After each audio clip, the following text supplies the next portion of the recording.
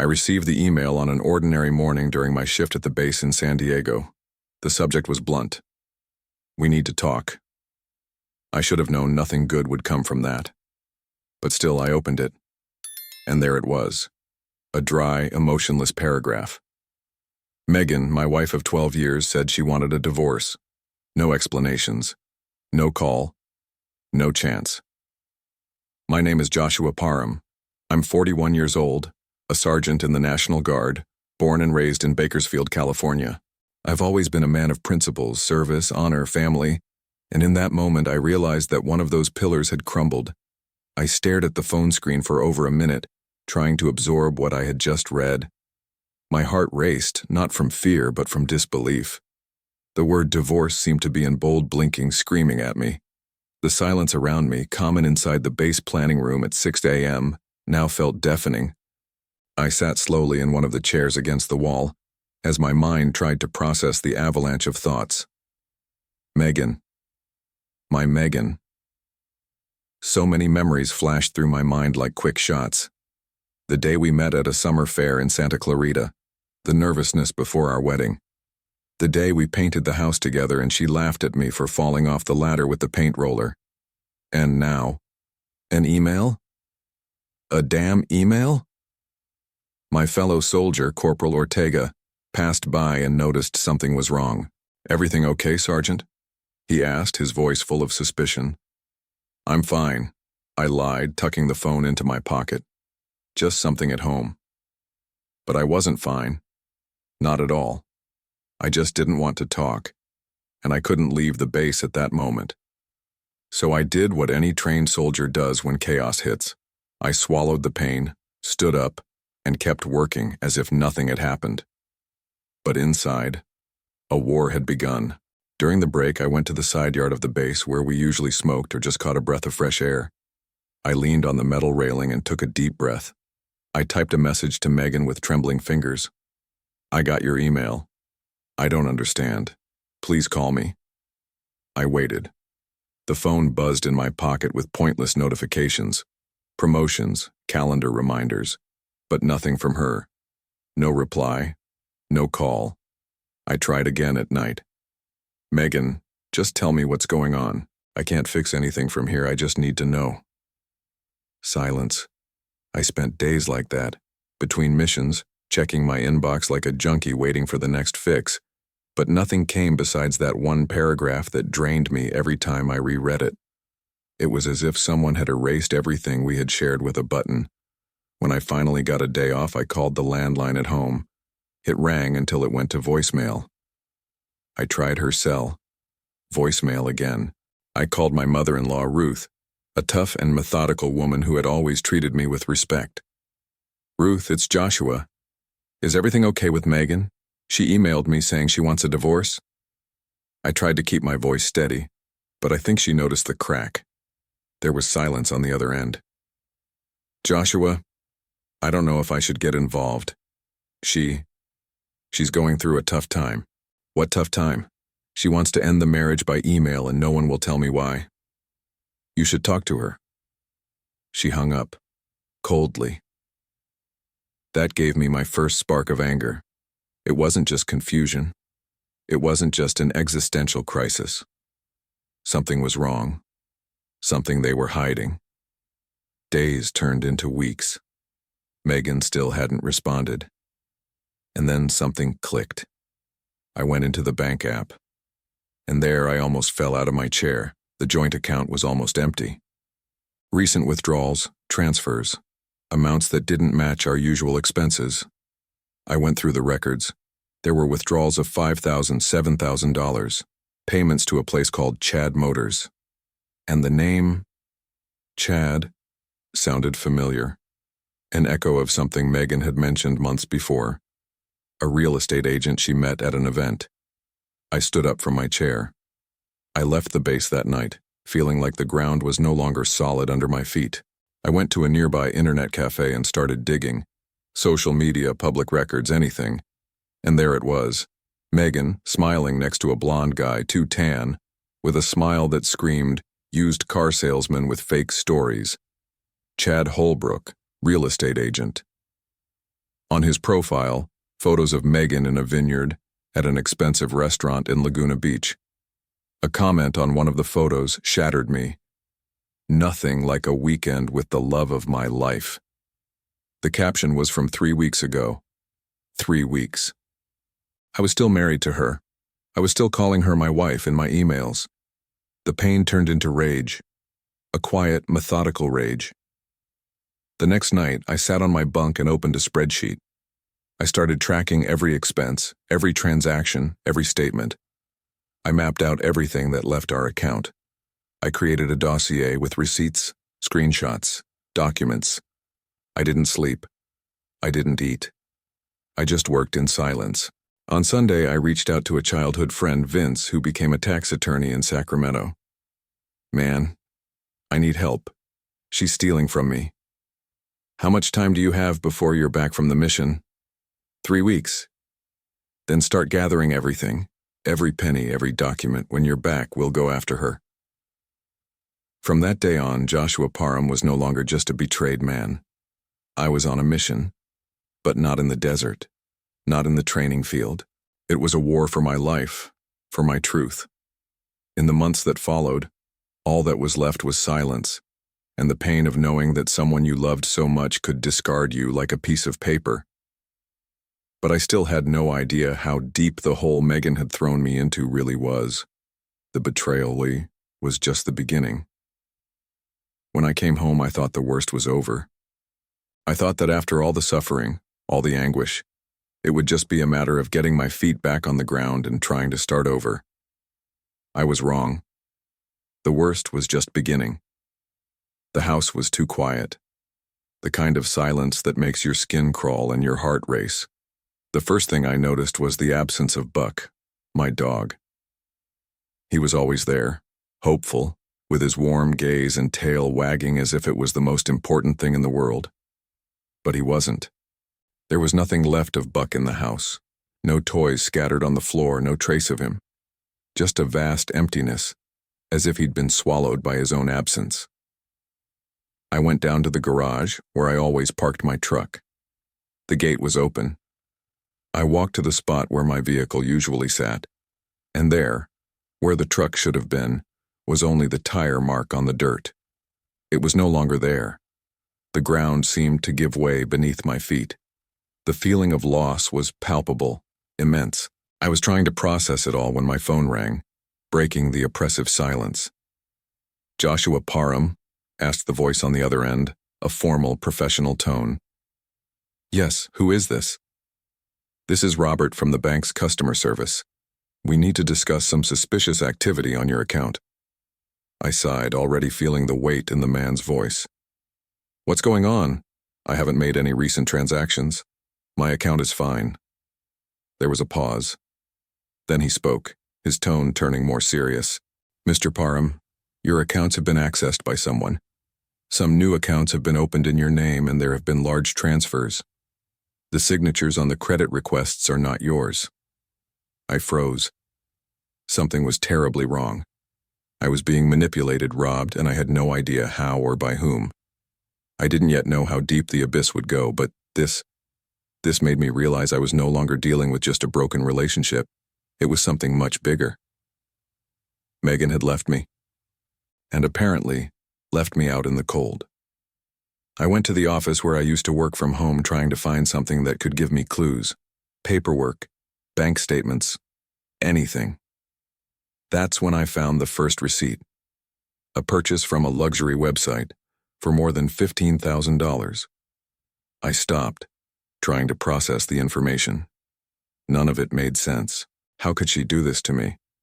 How could she sell my truck, take my dog, and leave me with debts that weren't mine? That's when my phone vibrated again. This time, a direct message, with no warning. "I don't know how to tell you this, but she's with another man." It was Vince, my childhood friend, the guy who knew me better than anyone. Chad Holbrook, real estate agent. He was with her the whole time, in our house, in your bed. I didn't know what to do with that. My body shuddered, and anger began to take over. Chad.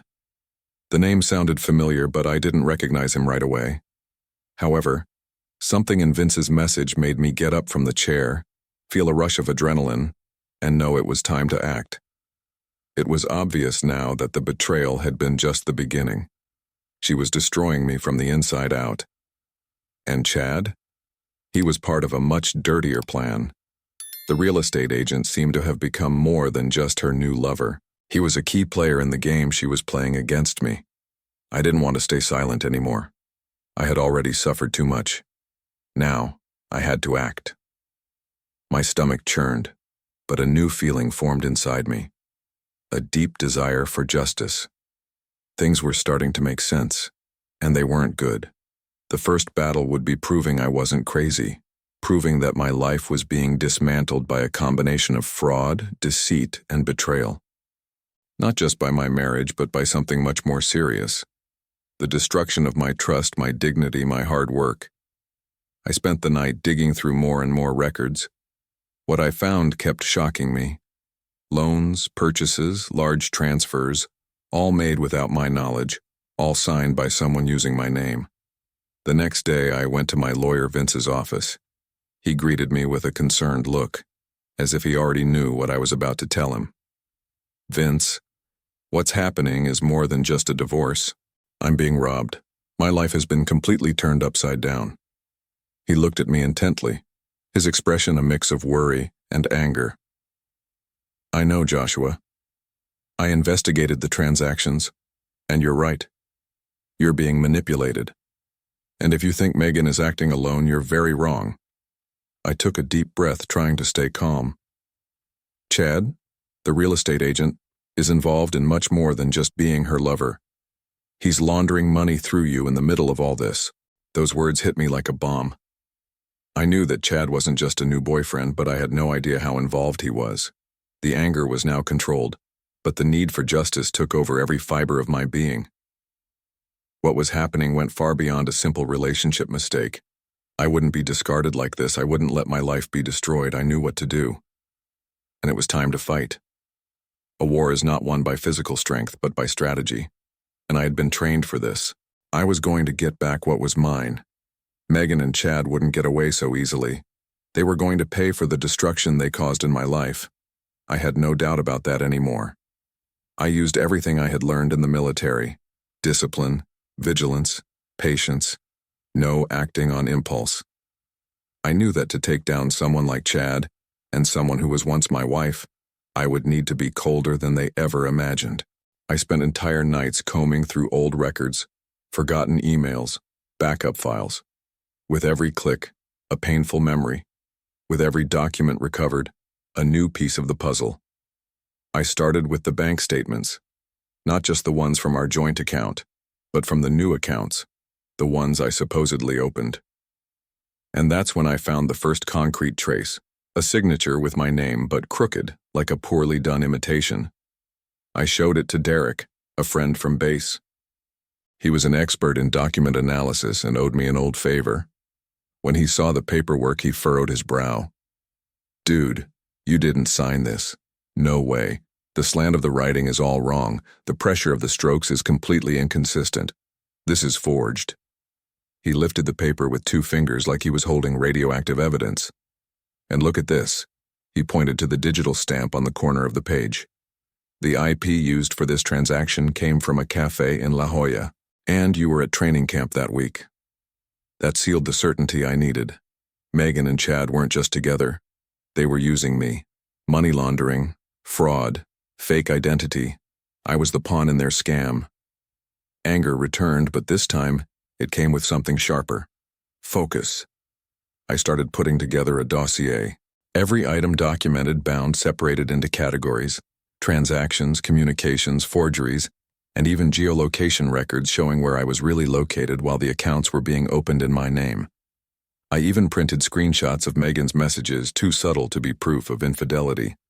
But now, with this new context, they seemed like small confessions disguised as indifference. In one of the emails she sent me a week before asking for the divorce, she said, "You don't need to worry about the bills. I'm taking care of everything." Now that sounded to me like, "I'm cleaning everything up before you get back." It was time to take everything to someone who could do something. The FBI. Their headquarters was in a discreet, almost bureaucratic building in a business district in San Diego. I took everything in a black folder, the same one I used for mission reports. When I walked into the agent's office, his gaze was clinical, calculated. "Sergeant Parham," he said, reading my name from the form. "What exactly are you handing us?" "Proof that I've been the victim of a sophisticated fraud. My accounts have been used for suspicious transactions. I have indications of forgery, money laundering, and organized crime." He raised an eyebrow, not hiding his skepticism. He took the folder and began flipping through it slowly, as if expecting a bunch of unfounded conspiracy theories. But as he turned the pages, his expression changed. "Mr. Parham," he said, looking at me again, now with a trace of respect in his voice, "I think we have something here." He called an analyst, then another one. In less than 15 minutes, there were 3 people carefully examining the documents. The agent, named Foster, looked at me more seriously now. "This is heavy, very heavy. Apparently your name was used to open at least 3 phantom accounts. And look at this." He held up one of the transaction reports. "These amounts are being transferred to international accounts. This is part of a larger scheme." For the first time since that damn email with the "we need to talk," I felt something other than anger. I felt hope. Maybe, just maybe, I could turn the tables. But hope doesn't guarantee justice. The war wasn't over yet. The following week, while the feds began digging deeper, I was approached by an unknown number. I answered instinctively. "Joshua?" The voice was familiar. It was Megan. "You have the nerve to call me?" She took a deep breath. I could feel the nervousness on the other end of the line. "You don't understand what you're doing. This is going to ruin a lot of people." "A lot of people?" I asked, my anger rising. I thought I was the only one getting screwed here. "Please stop this. You can still back out. We can settle this between us. Chad has contacts. This could end badly for you." The threat was there, disguised as advice. "Listen here, Megan. I loved you. For 12 years. And you didn't just destroy that. You tried to destroy me. But I'm a soldier, and soldiers don't retreat. You and Chad made the choice to cross the line. Now, you're going to face the consequences." She hung up. Cold. Fast. The next day I received an anonymous letter under the door of my temporary apartment. Inside, an envelope with photos. Photos of me taken from a distance. Some were inside the base, others from my morning walk. It was a clear warning. They were watching me. The whole thing had escalated into something much bigger than I had imagined. Chad wasn't just an ambitious realtor. He was involved with big players, and now I had become a target. But I wouldn't back down. If they had one last card to play, so did I. The truth. And the truth, when well documented, has the power to bring down empires. I received a subpoena on a gray morning, the kind where even the sky seems to know something bad is coming. I opened the envelope with trembling hands, my heart already anticipating the punch that would come. And it came. In cold, impersonal letters, there it was. Megan was accusing me of financial and emotional abuse. For a second, I thought it was a joke. Then I felt the blood drain from my face. This wasn't just a blatant lie. It was a calculated attempt to flip everything, to paint me as the villain of the story. "No. This can't be real," I muttered, running my hands over my face, trying to process it. She wanted to destroy what was left of me. And the worst part, the system was starting to listen. My assets were frozen by court order. I had to hand over documents, reports, even transaction statements that she herself had made, while using me as a shield. In a stuffy room at a small law office, I spoke with my defense attorney, Brian Lewis, a gray-haired veteran with a skeptical gaze. "Joshua," he said, flipping through the subpoena, "this accusation is serious. If she has any witnesses or evidence, you could end up being the aggressor." "I never laid a finger on her," I shot back. "I never shouted, never humiliated her. This is all part of the play she's putting on to avoid responsibility." "I believe you," he replied, "but I'm not the one who will judge you. And Megan seems to know how to play dirty. If she's willing to go this far, it's because she's desperate. And a desperate person can do anything. That was it. I was alone, no money, no home, no dog. And now, almost no reputation. I found myself sitting on the floor of the small room I rented by the week, staring at the wall as if I might find answers in the cracked plaster.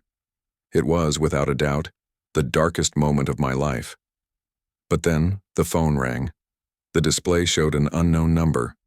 I answered with a hoarse voice almost out of strength. "Parham?" said a voice on the other end. "Agent Foster, FBI. I need you to come here. Now." My breath caught in my chest. What happened? "We intercepted an attempted transfer to an offshore account in the Cayman Islands. Amount $700,000. The account holder's name, Joshua Parham." "What?" "Listen, we have wiretaps. We have the audio. Megan and Chad were at a cafe in Oceanside 2 days ago. They talk in plain words about how to use your name as a front, how to manipulate the authorities, how to turn the game against you. Do you have this recorded?" "Yes, and more." Foster paused as if savoring the turn of events. She lied. In her official testimony, "We have proof. And now, we have a warrant." I closed my eyes. For the first time in months, it wasn't just a flicker of hope. It was a blazing torch. Megan hadn't expected the system to work. She didn't count on my persistence or on the fact that I would go all the way. But I did, with every ounce of strength I had left. 2 days later, Chad was arrested as he left a meeting with investors at a hotel in Santa Monica. Megan was detained shortly after, at the house where we had once lived together. The same one where she had kicked me out as if I were the mistake in the equation. She fell, and not alone. She took Chad down with her. Agent Foster called me again the next day, his voice less tense this time. "Joshua, congratulations. It was your documentation, your persistence, your discipline that gave us the foundation to act. You did what few would have the courage to do. Not only did you prove your innocence, you helped dismantle a scheme bigger than we imagined." I cried. For the first time since that damn email. I cried like a man who had held it all in for too long. Not from pain, but from relief. From justice. But there was still one thing left. The final hearing. The courtroom was packed. Megan sat on the opposite side in neutral clothes, her gaze vacant. Chad looked less confident than in the smiling photos I found of him on social media months ago. My lawyer whispered before we went in, "This is the moment. You're going to face her. Be ready." But how do you prepare to face the one who destroyed everything you believed in? I stood up, walked to the podium. The judge called for silence. I looked forward, and finally our eyes met. Megan quickly looked away, as if she'd stared at the sun for just 1 second too long. I held my gaze. Firm. In silence, I said everything I needed to.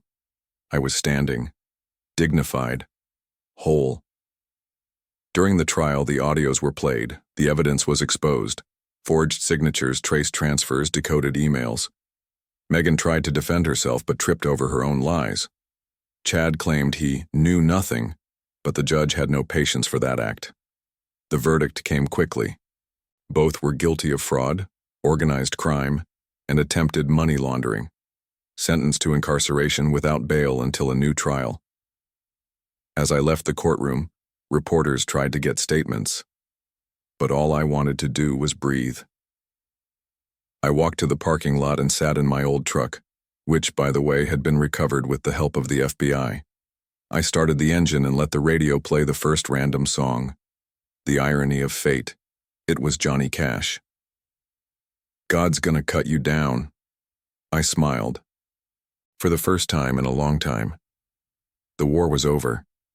And I, Joshua Parham, didn't just survive. I won.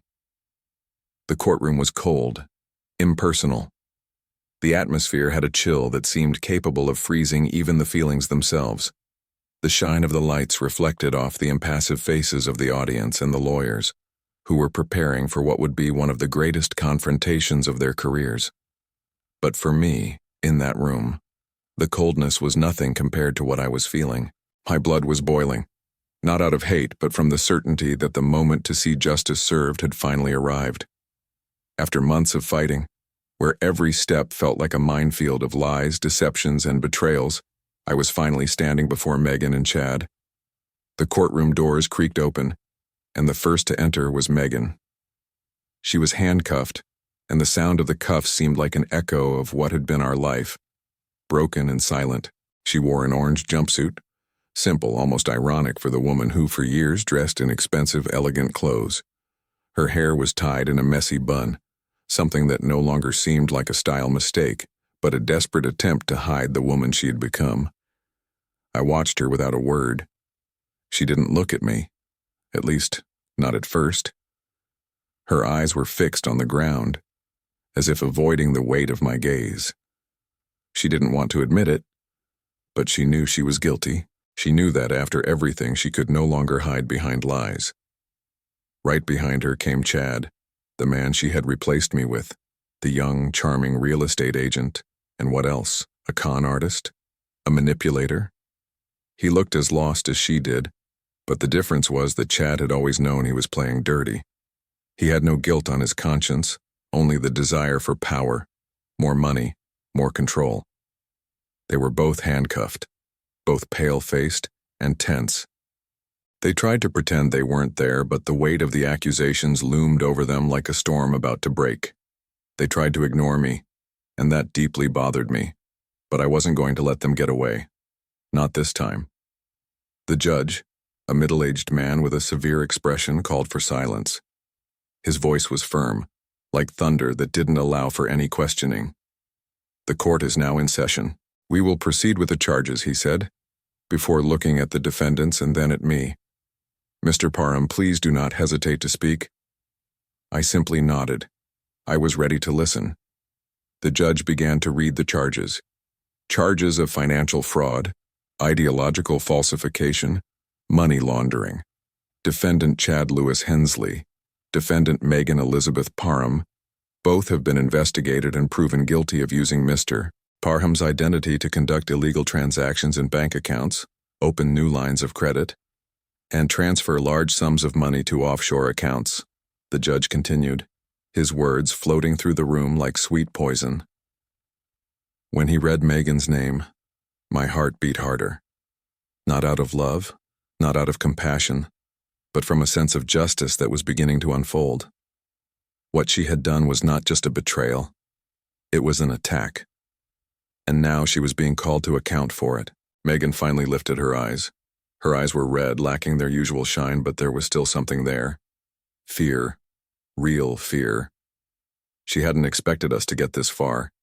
She hadn't expected the lies she had cultivated for so long to come to light. Her eyes met mine, and in that single second I saw everything she feared. She knew that at some point the game had been lost. Megan's defense attorney tried to discredit the evidence, claiming that she was emotionally fragile, that she didn't know what she was doing. He spoke about how Chad had manipulated her, trying to turn the case against me. But his words, though skillful, didn't convince anyone. Chad had been an accomplice, not a victim. He knew exactly what he was doing.